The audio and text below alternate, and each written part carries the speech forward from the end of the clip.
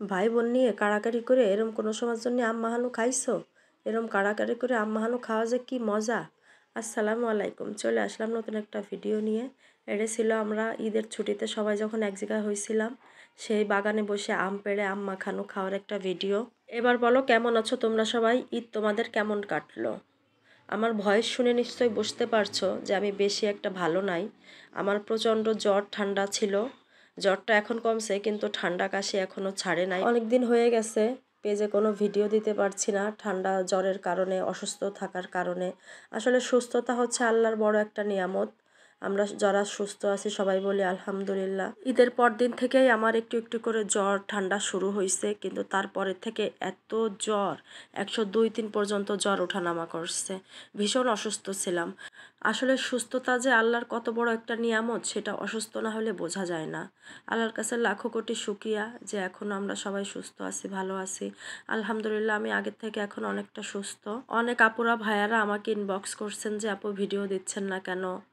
তাদেরকে বলি অনেক অনেক ধন্যবাদ আমাকে এভাবে স্মরণ করার জন্য, যে আপনারা আমার ভিডিওগুলো মিস করছেন। অনেকগুলো ভিডিও জমে আছে, কিন্তু ঠান্ডা জ্বরের কারণে গলা দিয়ে তো কথাই বের হচ্ছে না, ভয়েস দিতে পারিনি, এই কারণে ভিডিওগুলো আরও আপলোড দেওয়া হয়নি। এখন তো তাও একটু কথা বলতে পারছি, নাকে নাকে কথা হয়ে যাচ্ছে, কিন্তু গত কয়েকদিন ধরে গলা দিয়ে কথাই বের হয়নি। প্রচণ্ড আকারের গলা ব্যথা ছিল, কাশি, আর সঙ্গে ছিল ভীষণ জ্বর। আল্লাহর রহমতে এখন আমি মোটামুটি অনেকটাই সুস্থ। তাই ভাবলাম আপনাদের সঙ্গে একটু গল্প করি। অনেক দিন ভিডিও দেওয়া হয় না, আপনাদের খোঁজ খবর নেওয়া হয় না। আপনারা যারা আমাকে ইনবক্সে মেসেজ দিচ্ছেন যে আপু কিছু হয়েছে কিনা, কেমন আছেন, ভিডিও দিচ্ছেন না কেন, তাদের জন্যই আজকে কষ্ট করে হলেও একটু ভয়েস দিয়ে ভিডিওটা রেডি করে নিছি।